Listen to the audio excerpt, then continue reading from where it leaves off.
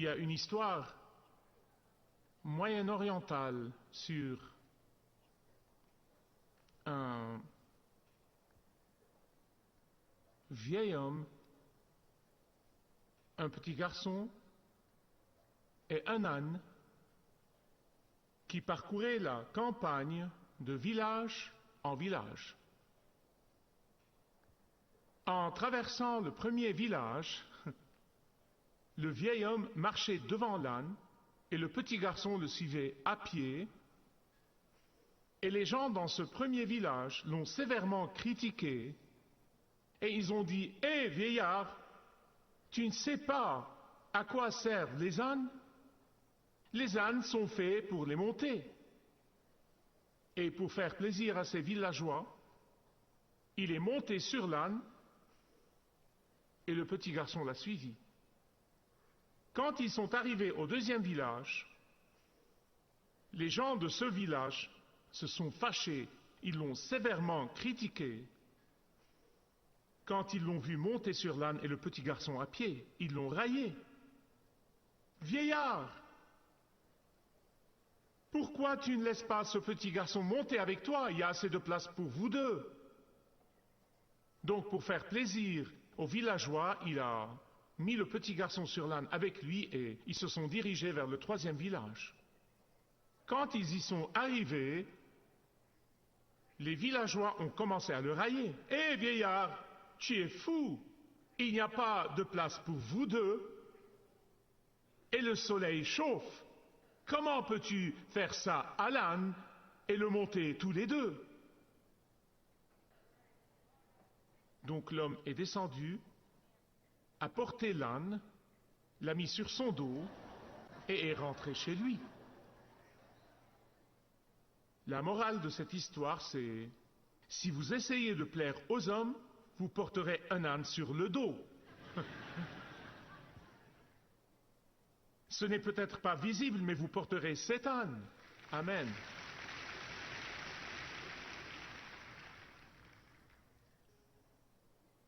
Je peux vous témoigner que vouloir plaire aux hommes est une façon tortueuse de vivre. Vraiment. Et l'apôtre Paul a compris cette vérité, et c'est pourquoi dans Galates chapitre 1, verset 10, il pose une question rhétorique très importante. Il dit, « Car maintenant, est-ce que je cherche la faveur des hommes ou celle de Dieu? Ou est-ce que je cherche à plaire aux hommes? Si j'en étais encore à plaire aux hommes, je ne serais plus serviteur de Christ. » Laissez-moi vous dire dès le début, avant d'arriver au texte et de l'expliquer, chacun de nous, votre pasteur inclus, chacun de nous appartient à une des trois catégories. Ceux qui veulent plaire à eux-mêmes, ceux qui veulent plaire aux hommes ou ceux qui veulent plaire à Dieu. Les égocentriques, ceux qui veulent plaire à eux-mêmes, posent ces questions en toute situation, en toute circonstance. À chaque fois qu'une décision est prise, ils posent ces questions. Comment est-ce que ça va m'affecter? Comment puis-je profiter de cette situation? Ils ne peuvent pas prononcer 2 ou 3 phrases sans dire « je, moi, le mien ». Le monde entier tourne autour d'eux. Ceux qui veulent plaire aux hommes, en revanche, sont égocentriques à leur façon, mais contrairement aux égoïstes, leur première priorité, c'est d'être acceptés, d'éviter à tout prix le rejet. Ils s'inquiètent des autres d'une manière obsessive de ce que les autres pensent d'eux. Ils recherchent constamment l'approbation et les compliments et la louange des autres. Ils ne supportent jamais une critique constructive parce qu'ils la considèrent comme un rejet. Et c'est pourquoi ceux qui veulent plaire aux hommes sont facilement blessés, se mettent facilement en colère et sont facilement offensés. Le troisième groupe, ceux qui veulent plaire à Dieu, aucun de nous n'est né comme ça. Nous sommes convertis à vouloir plaire à Dieu plus tard dans la vie.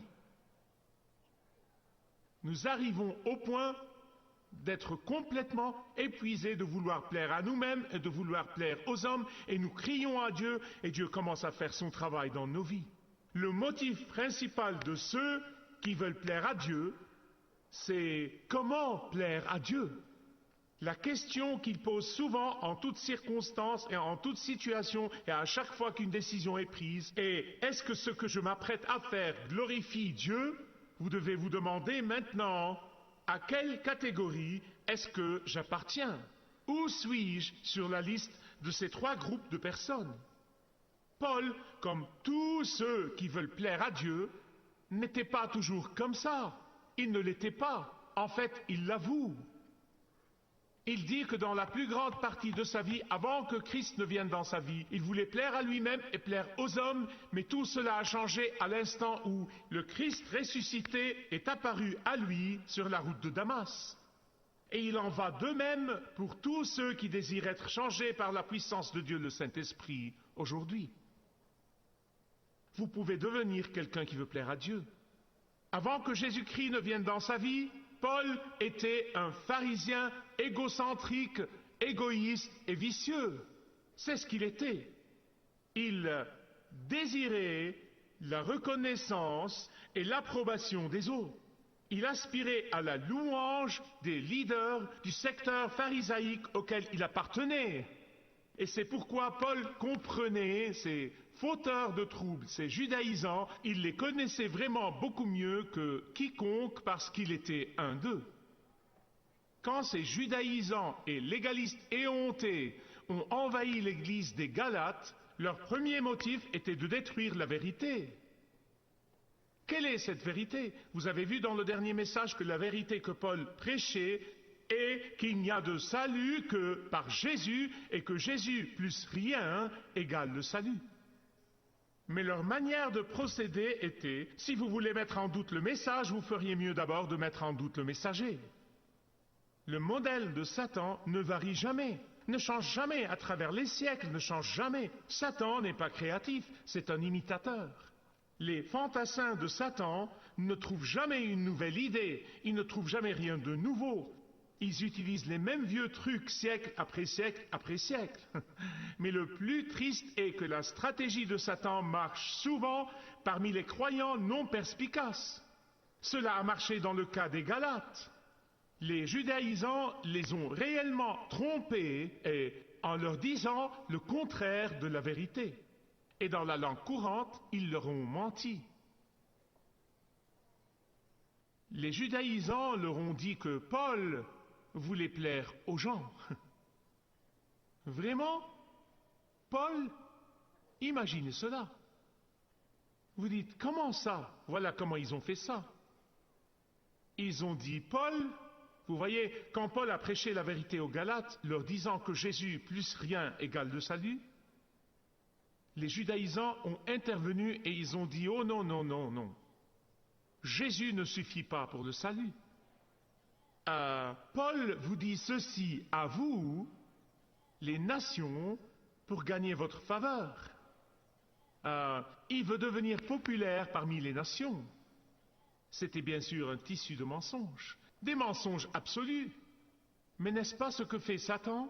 Paul dit à propos de ces faussetés: c'est exactement ce que j'étais avant de venir à Christ. Quand j'étais accablé du poids lourd des rituels et des cérémonies qui n'ont rien à voir avec le salut, qui ne pourraient jamais vous prendre au ciel, ce n'était que vanité. Paul a dit: j'ai travaillé dur pour être promu dans la hiérarchie juive, dans la hiérarchie institutionnelle. Je voulais gravir les échelons du succès parmi mes pairs. Je voulais ça tellement que je faisais n'importe quoi, je disais n'importe quoi pour plaire à mes chefs. Je voulais que mes chefs juifs soient fiers de moi, et c'est pourquoi je traînais les chrétiens de ville en ville en ville, je les mettais en prison et je faisais tout pour plaire à mes chefs pharisaïques. Ah, Mais quand je me suis retrouvé face au Christ ressuscité, ça m'a coûté très cher. J'ai perdu ma réputation parmi les pharisiens, j'ai perdu l'occasion d'être promu dans la hiérarchie religieuse, j'ai perdu mon prestige, j'ai perdu mes biens et j'ai perdu ma fortune, j'ai perdu ma pension, j'ai perdu ma dignité, j'ai perdu mon avenir sûr, j'ai tout perdu afin de plaire à Christ seul. Et pourtant, ces judaïsants éhontés disent que je cherche à plaire aux gens. Comme c'est faux! Ne vous y trompez pas, les Juifs de l'époque persécutaient les chrétiens. Et ces judaïsants, qui évidemment accusaient Paul de ce que eux ils faisaient, sont allés aux Juifs et leur ont dit « Ne nous persécutez pas, nous observons toutes les cérémonies, ne vous retournez pas contre nous. » C'est Paul seul qui prêche la grâce. Nous prêchons le judaïsme avec Jésus qui y est attaché. Et c'est pourquoi dans les versets 11 et 12, Paul offre des preuves irréfutables, comme quoi il ne cherche pas à plaire aux hommes. Écoutez ce qu'il a dit. « Je vous les déclare, frères, cet évangile que je vous ai annoncé n'est pas l'œuvre des hommes. Ce n'est pas par un homme qu'il m'a été transmis ni enseigné, mais par une révélation de Jésus-Christ lui-même. » Écoutez-moi bien s'il vous plaît, c'est important. Ce que toutes les religions du monde, à part la foi chrétienne, ont en commun, c'est que l'homme peut se sauver lui-même par ses propres efforts. La foi chrétienne se distingue et dit non et 1000 fois non. Vous ne pouvez jamais vous sauver vous-même. Vous ne pouvez rien faire pour vous sauver vous-même. Ce n'est qu'en acceptant le don de la grâce de Dieu que vous pouvez être sauvé. Et la raison pour laquelle les gens rejettent le message de l'Évangile, c'est l'orgueil humain. Voilà pourquoi. Ils le rejettent à cause de leur fierté. Vous voyez, l'orgueil humain s'offense à l'idée de ne pouvoir rien faire pour être sauvé. Et c'est pourquoi l'Évangile vient dire que nous ne pouvons rien faire pour être sauvés, à part nous humilier, nous repentir de nos péchés et accepter le don de Christ qui est mort pour nous sur la croix. Et la raison pour laquelle Paul était furieux contre ces judaïsants éhontés est que quand ils regardaient, ils étaient comme un miroir, ils reflétaient son ancien moi. Chaque fois qu'il les regardait, il voyait le vieux Paul avant la vie transformée, avant Jésus-Christ. Nous réagissons souvent le plus quand nous voyons dans les autres ce que nous n'aimons pas chez nous. Et Paul les regardait et disait, c'est mon vieil homme, voilà comment j'étais, c'est moi avant le Christ. C'est ma vie ancienne. Ces mêmes personnes éhontées étaient les mêmes qui poursuivaient Jésus partout où il allait. Pourquoi manges-tu le jour du sabbat? Pourquoi guéris-tu le jour du sabbat? Pourquoi as-tu fait ceci? Pourquoi as-tu fait cela? Ils le suivaient partout. Et Jésus leur disait qu'ils ont même déformé leur Ancien Testament. Comment est-ce que Paul tente de dissiper la confusion? Vous trouvez ça dans les versets 13 jusqu'à 24. En donnant son témoignage, en racontant sa biographie spirituelle. Et voici ce qu'il a dit. Il a dit, j'essayais de gagner la faveur de la hiérarchie religieuse en persécutant les chrétiens. J'essayais de me faire accepter d'eux, je voulais plaire aux hommes, je cherchais l'approbation des hommes, mais quand je me suis trouvé face au Christ ressuscité sur le chemin de Damas, il a transformé ma vie, et donc je peux témoigner, et il témoigne. Écoutez-moi, si vous ne comprenez pas l'énormité de la grâce de Dieu dans votre vie, vous n'allez pas vous libérer de vouloir plaire à vous-même, ni de vouloir plaire aux hommes, ni des deux. Quand vous comprenez que c'est la grâce souveraine de Dieu et non pas votre effort qui vous a appelé de la mort à la vie, des ténèbres à la lumière, qui vous a appelé de la culpabilité écrasante à la merveilleuse liberté de Christ, qui vous a appelé du fardeau, du péché à la liberté en Christ.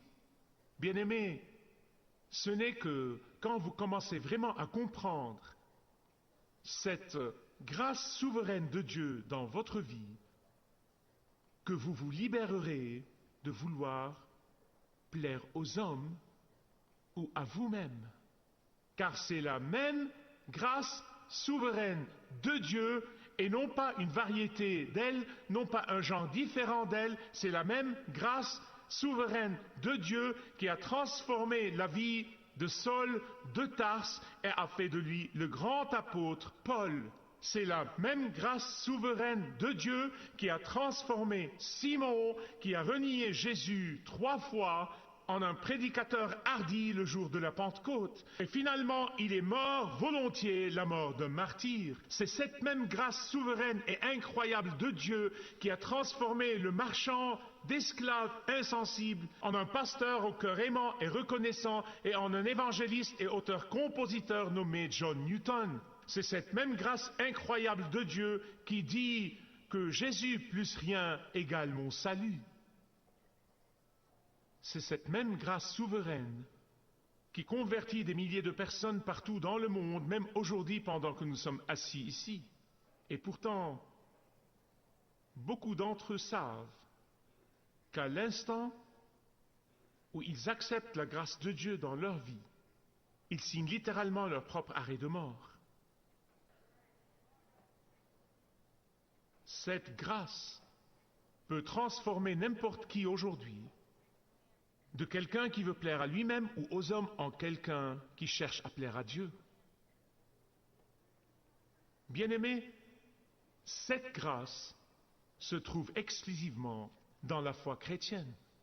Elle appartient uniquement au message du christianisme. Et pourtant, la plus grande tragédie, à mon avis et selon ma perception, c'est qu'il y a des milliers de gens assis sur les bancs d'église qui ne s'émerveillent pas devant la grâce de Dieu. Écoutez-moi bien sur ce point. Le but de la grâce de Dieu n'est pas d'excuser le péché, ni d'excuser les pécheurs. Ce n'est pas de justifier le péché.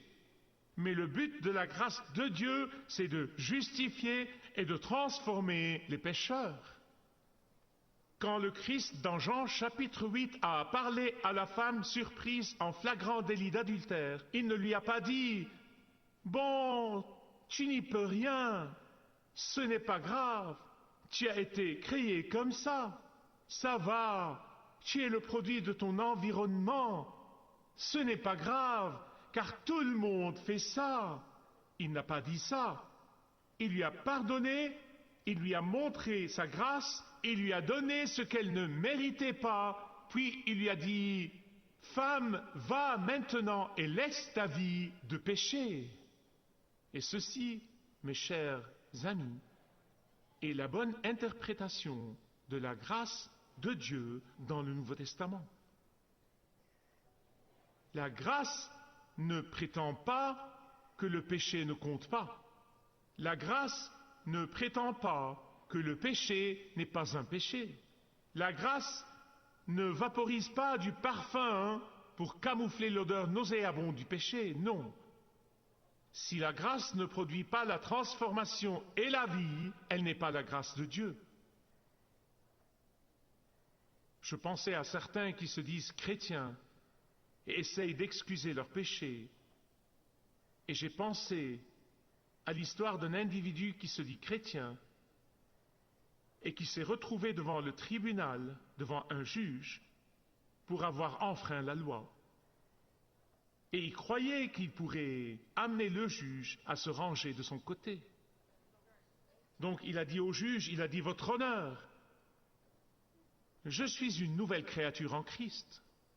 Je suis un nouvel homme en Christ. Mais le vieil homme habite toujours en moi. Et donc c'était ce vieil homme qui a commis le crime et a enfreint la loi. »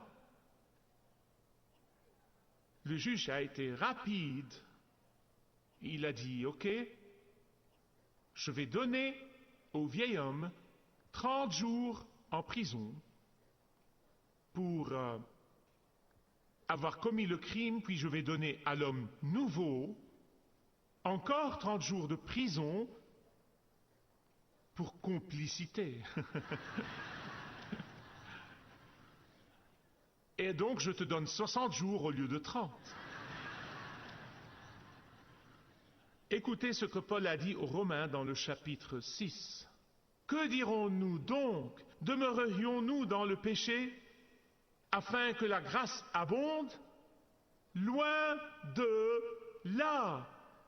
Nous qui sommes morts au péché, comment vivrions-nous encore dans le péché? Ainsi que le péché ne règne donc point dans votre corps mortel, et n'obéissez pas à ses convoitises, car le péché n'aura point de pouvoir sur vous, puisque vous êtes non sous la loi, mais sous la grâce.